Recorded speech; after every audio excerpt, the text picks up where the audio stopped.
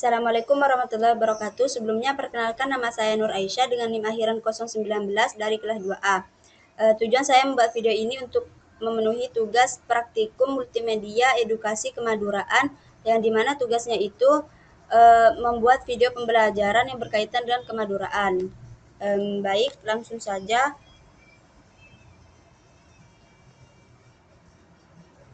Yang pertama, sejarah Bangkalan.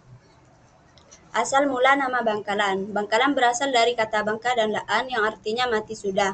Nama itu diambil dari legenda pemberontak sakti bernama Ki Lesap yang tewas di Madura Barat. Diceritakan Ki Lesap adalah putra Madura keturunan Panembahan Cakradiningrat dengan selir. Awalnya ia tak pernah tahu bahwa ia keturunan Panembahan Cakradiningrat. Hingga akhirnya sang ibu pun memberitahu Lesap tentang identitas ayahnya.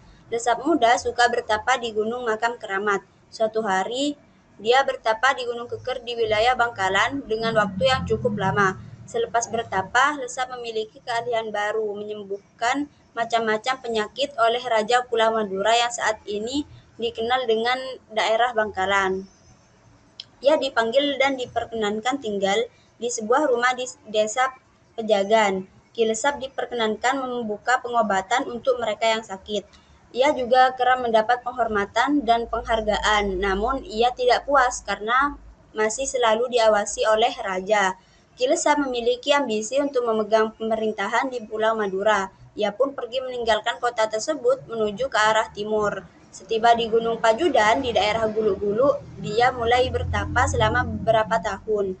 Ki Lesap memiliki sebuah golok yang bisa diperintahkan mengamuk sendiri tanpa ada yang memegangnya.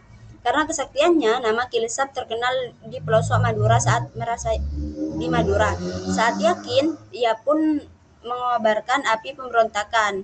Ia mulai mendapat simpati dari rakyat dan saat turun dari pertapaannya di Gunung Payudan, ia berhasil dengan mudah menaklukkan desa-desa yang dia datangi.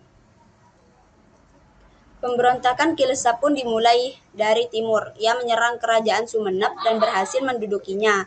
Pangeran Cokronegoro IV atau Raden Aza sebagai Bupati Sumenep merasa sangat ketakutan dan ia melarikan diri bersama keluarganya ke Surabaya, lalu melaporkan adanya pemberontakan tersebut kepada Kompeni.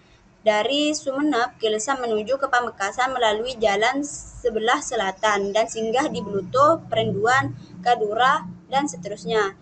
Di semua tempat yang dilalui, ia disambut oleh rakyat dengan penuh simpati dan terus mereka menggabungkan diri masuk ke dalam pasukan pemberontakan yang dipimpin oleh Ki Lesap.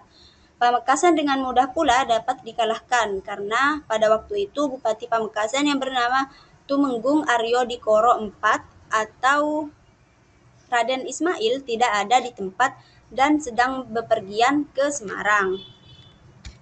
Mengetahui hal tersebut, Adikoro IV menantu Cakradiningrat V di wilayah yang saat ini dikenal Bangkalan minta izin ke mertuanya untuk perang melawan Ki Lesap.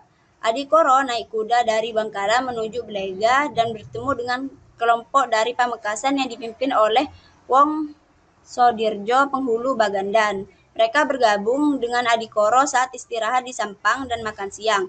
Datanglah utusan dari Lesap yang membawa surat berisi tantangan untuk berperang.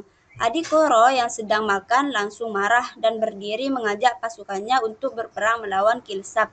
Saat itu penghulu Baganan tidak setuju untuk berangkat segera karena hari itu adalah hari yang nahas. Ia menasihati Adikoro untuk berangkat besok harinya. Namun Adikoro tak sabar menunggu, walau hanya semalam. Akhirnya penghulu Bagadan pun menemani Adikoro hari itu dan berangkat ke Pamekasan. Adikoro IV dan pasukannya mengamuk dan musuhnya dipukul mundur hingga ke Baganten, wilayah Pamekasan.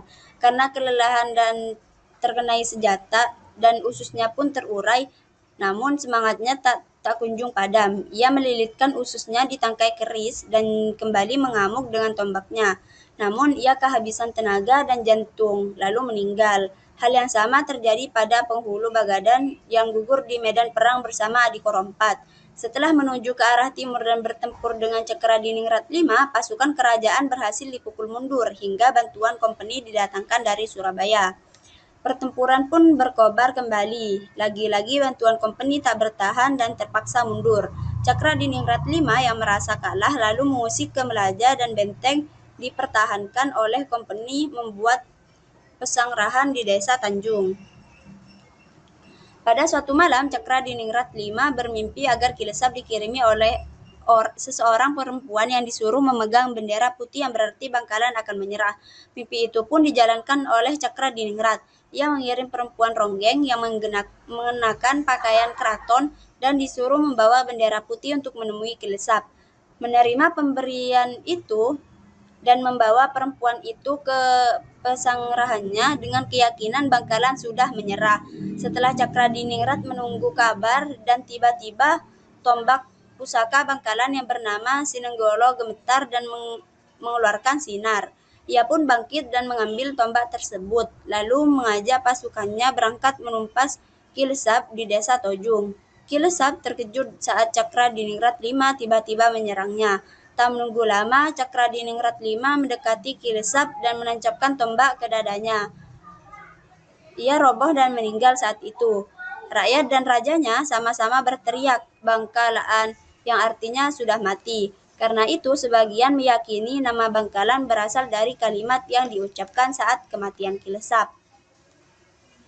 Sekian dari saya, kurang lebihnya mohon maaf. Assalamualaikum warahmatullahi wabarakatuh.